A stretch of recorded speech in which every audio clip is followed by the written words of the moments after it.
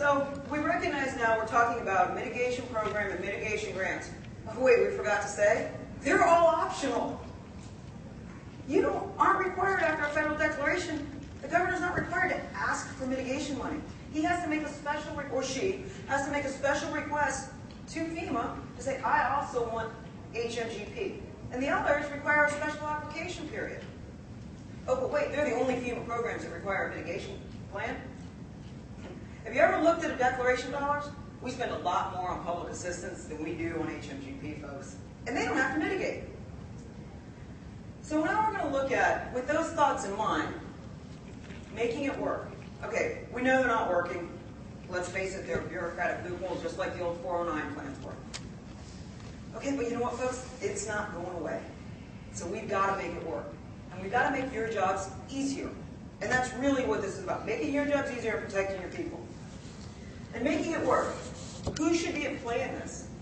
Well, obviously your city agencies, and not just your Office of Emergency Management. You need to bring in your public works folks. You need to bring in your water development districts. You need to bring in your city planners, your school districts, universities, and your nonprofits. I have seen a handful at best mitigation plans that actually bring in the school districts. And under the new 08 requirements, you have to bring in your school districts, folks. They're essential to your recovery process because if kids aren't in school, the parents aren't at work, and it just starts this downward spiral. So you need to be playing with these partners. And while the private nonprofits don't have to play, but they are eligible for some things under certain programs, and they're a big part of your community. Bring them in. The more people you can get in that can spell the word mitigation, the more chances are you're going to be able to mitigate your community, and eventually, hopefully, not actually have to take a declaration. Because that's what we want.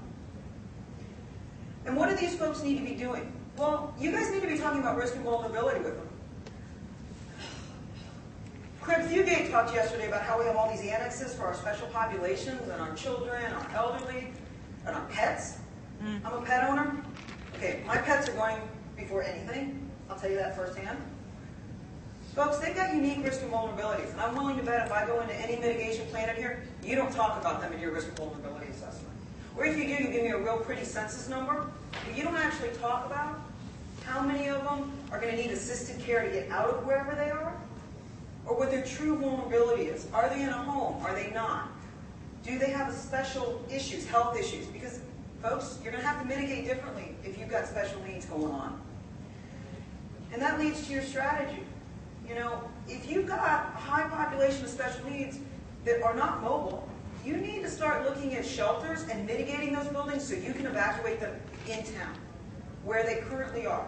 Whether, wind codes or hardening buildings, but providing it locally, because they're not going to be able to drive 50 miles inland to get out of the way, most likely. And these are really important. And that stuff's got to be in your plan if you want money for it. Keep that in mind. And then that leads to your projects. What are your shelters? What aren't your shelters? Elevations, is that really what you need to be doing? Do you need to be buying out this tax base in this area? Or maybe, if you've got an acquisition project, is it really your best interest to acquire these homes and make it open green space? I'm all for it if it gets them out of the floodplain, but that's a tax base, and you don't want to economically cripple your community. So you've got to be realistic. Maybe you're better off spending that money doing elevations and letting that tax base stay where it is, but raising them up 10 feet. You got to be practical and realistic. And you can't do that unless you're talking to your tax assessors and your city planners and your other players in your community. All right, so let's talk about the mitigation grant program, or applications specifically. Miami-Dade, and I think a lot of it's got to do with some of the personality dynamics. Frank Reddish down there was phenomenal before he passed this year. You could walk into Miami-Dade and pull an HMGP or mitigation application off their shelf, put it on, a couple of signatures, add some dollars, and it went straight into the state. HMGP applications in 10 days, folks. Funded in 10 days. Biggest complaint you find with HMGP, it's going to take 6 months, 12 months. No, it doesn't.